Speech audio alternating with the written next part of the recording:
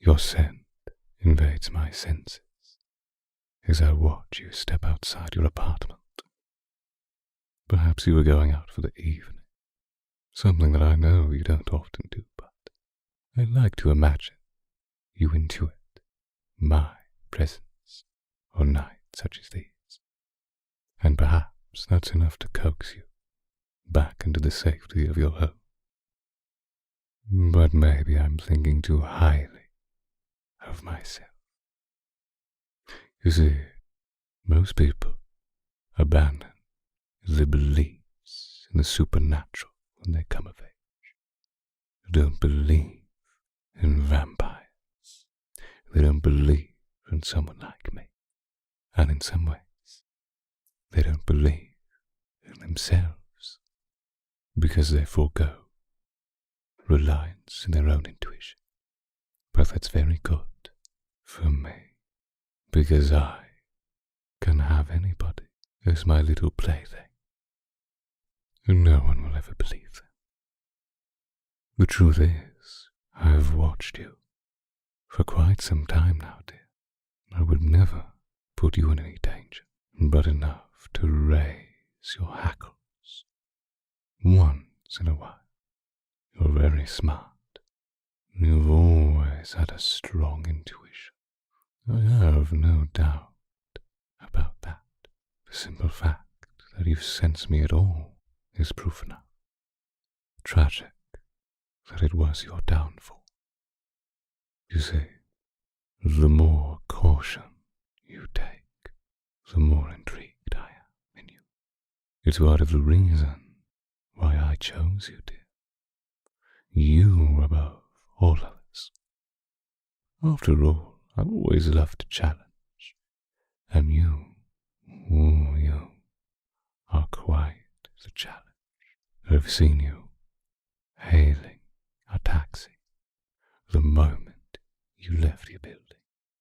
Now, in my observations, normally you prefer to walk, even if it means trekking onto the other side of town, but no, not tonight. Tonight, you know I am near, and in a sense you have the right idea. You see, I can't follow you during your brief journey into the restaurant. That is not to say that I won't be with you when you get there.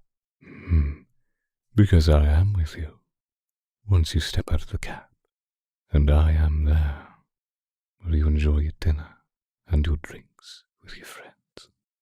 And even there when you blush at the terrible pick-up line you receive from one of the drunk patrons at the bar. You may try your hardest to push thoughts of me from your mind, but I know that little nagging voice in the back of your head. It's always telling you about me. And even your levity on this warm summer night causes you to think of me. You soon return home. You didn't even stay for the multiple rounds of drinks, or even with that handsome stranger the next table over that offered to pay. It's understandable, dear. Drinking these days is so dangerous, isn't it? It's far too easy to lose your faculties and be taken advantage of. And I've watched you long enough to know that you're keenly aware of this, so no matter how much you wanted to stay and enjoy the night, you left early, telling your friends or whatever that you've got an early morning yoga class or whatever. It's a half-truth, isn't it? You do have yoga tomorrow, but those aren't the reasons you left, is it? It was me, wasn't it? I watched you re-enter your building and prepare for bed. You're tired. You drag your aching feet up the steps to your apartment, trying your hardest to keep your eyes open, as you normally would. Now, normally I know you would stay up all night and occupy yourself with distractions, talk with friends, maybe even bring a guest home, but oh, not tonight, no. You briefly step into the shower, where I can't sense you. The fragrant soaps and other accoutrements mask your natural scent, and for those fleeting moments, you are invisible to me. But it doesn't last forever. You continue your ritual and tuck yourself into bed, and I'm thoroughly convinced that tonight will end as they all do. A few pages of your book, scrolling through your phone, and then drifting off to sleep. But it doesn't end this way. You jump out of bed and pull off your nightshirt. It's been so long since I've seen all of your body at one time, as I often watch you admire your body in the mirror. You've never been vain, I realize that, but you have an appreciation for beauty, even if it's your own. I do too. Your hands glide up and down your sides, down your shapely hips, and over your thighs. You love to imagine a man's hands to put you in your place. Oh, I would do so much more than that to you. I would rake my nails down the length of your body, scratching my way down from your head to your toes, repeating that treatment with my teeth. Would you like that? The extra sense of danger as I drag my canines over your skin, waiting for that tantalizing moment when I increase the pressure and begin to taste you. But perhaps I won't tonight. Perhaps I'll only make you wait. After all, my touch would feel like ice to you, but it would entice you, would it not? Drawing the pads of my fingers over your most intimate places, letting the cool sensations delight you, only to have that feeling simmer after your body heat has dulled my own chill. I fantasize about you often, dear, but I'm sure you fantasize about me as well. You're simply too shy to admit it to yourself. My fantasies have been interrupted by you returning to your bed. I've begun to wonder, but I soon realize you have no intention of doing so, because my keen eyes can see your dominant hand creep under the covers, and I'm grinning, dear. Of course, that is one of the very few things I cannot see, but I enjoy imagining it all the same.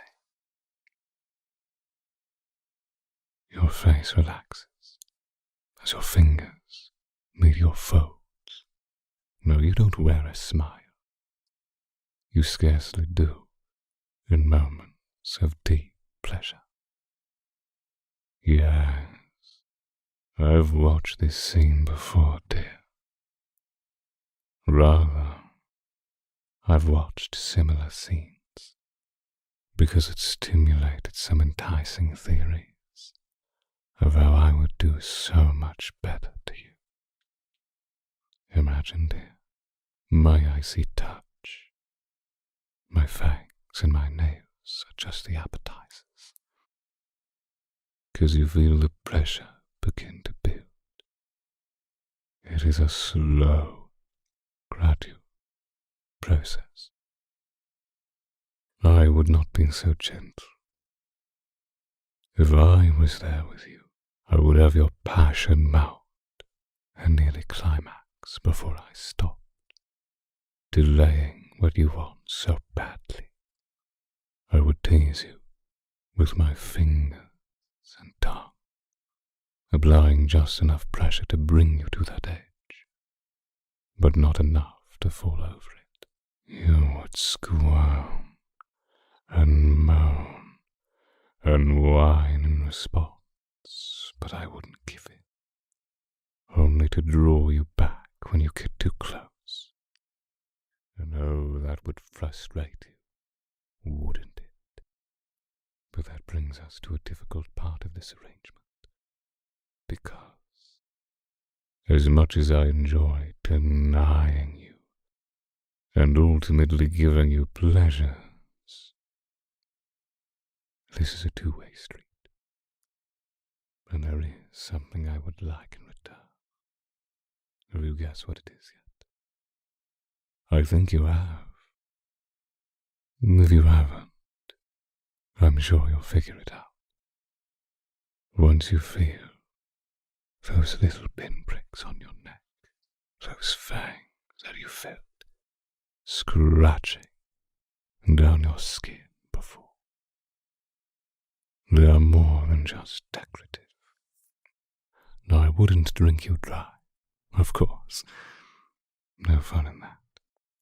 After all, I am a man of my word after all, and so I plan to make good on my promise, to give you that sweet, sweet relief you've been craving. Even more so now that you're in that hazy, half-lucid state of mind.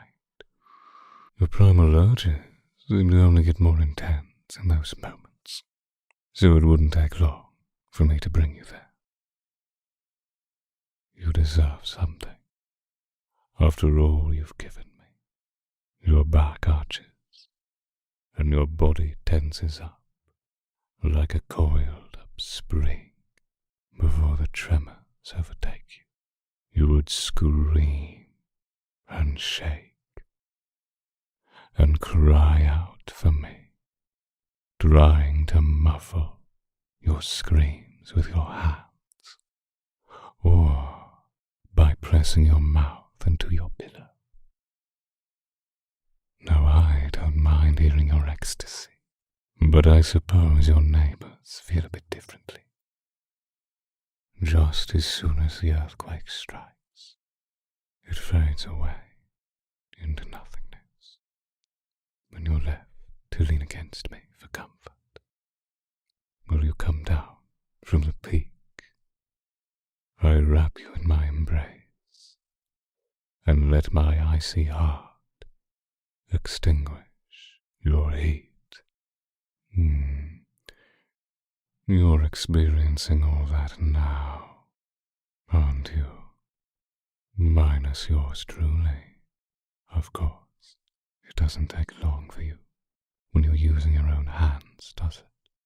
You'll reach that same peak just as well, however.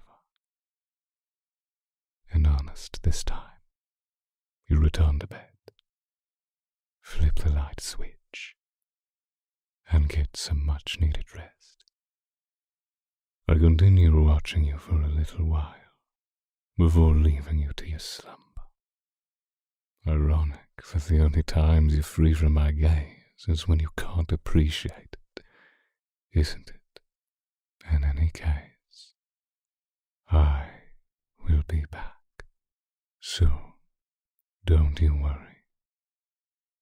I begin to take my leave of your neighborhood and look back through your window one final time. But don't worry, we will meet very soon, my dear.